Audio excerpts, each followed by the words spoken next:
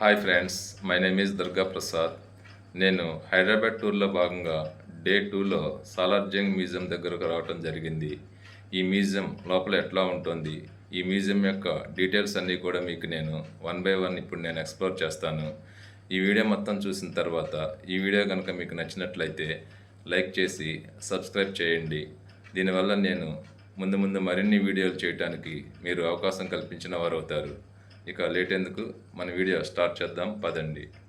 Hi friends, ఈరోజు మనం Hyderabad day 2లో భాగంగా సాలార్జంగ్ మ్యూజియంను విజిట్ చేయటం జరిగింది. ఈ మ్యూజియంను 1951 డిసెంబర్ 16న అప్పటి భారత ప్రధాని జవహర్లాల్ నెహ్రూ గారు ప్రారంభించారు. ఆ ఎదురుగా కనిపిస్తున్నదే టికెట్ కౌంటర్. ఈ museum entry ticket cost 20 rupees.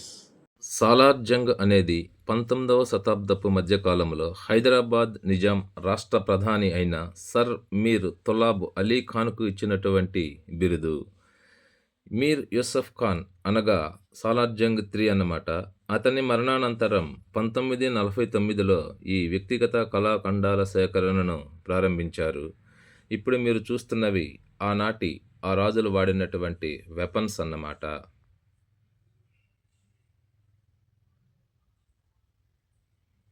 పంతొమ్మిది 1961లో పార్లమెంటు చట్టం ద్వారా ఈ మ్యూజియంను జాతీయ ప్రాముఖ్యత కలిగిన సంస్థగా ప్రకటించటం జరిగింది. హైదరాబాద్ను పాలించిన సాలార్జంగ్ రాజకుటుంబం వారు వాడిన వస్తువులు ఈ మ్యూజియంలో కళాకృతులుగా మనకు దర్శనమిస్తున్నాయి.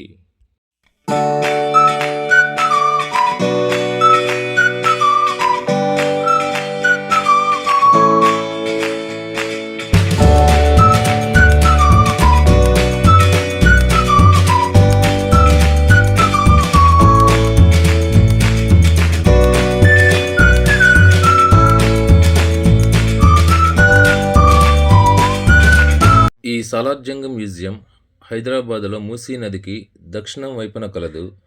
ఇండియాలో గల 3 ప్రముఖ జాతీయ మ్యూజియాలలో ఈ మ్యూజియం ఒకటి. ప్రస్తుతం మనం ఈ మ్యూజియంలోని వివిధ కళాకృతులను మనం వీక్షిస్తూ ఉన్నాము.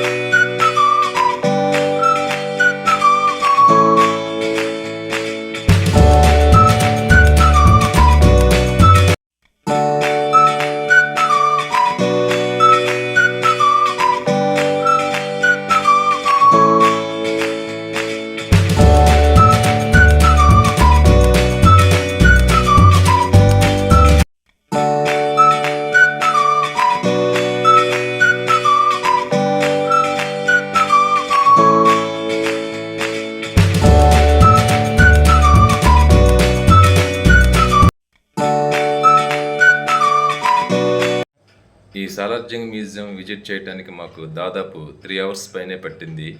ఈ మ్యూజియం ఎవ్రీ ఫ్రైడే క్లోజ్ చేసి ఉండటం జరుగుతుంది. కావున ఎవరైనా ఈ మ్యూజియం విజిట్ చేద్దాం అనుకునేవారు ఈ విషయాన్ని గమనించగలరు. హైదరాబాద్లోని రిమైనింగ్ టూరిస్ట్ ప్లేసెస్ని నేను నెక్స్ట్ వీడియోలో మీకు అందించడం జరుగుతూ ఉంది. అప్పటి వరకు ఈ వీడియోని నేను ఇంతటితో క్లోజ్ చేస్తున్నాను. Thanks for watching the video.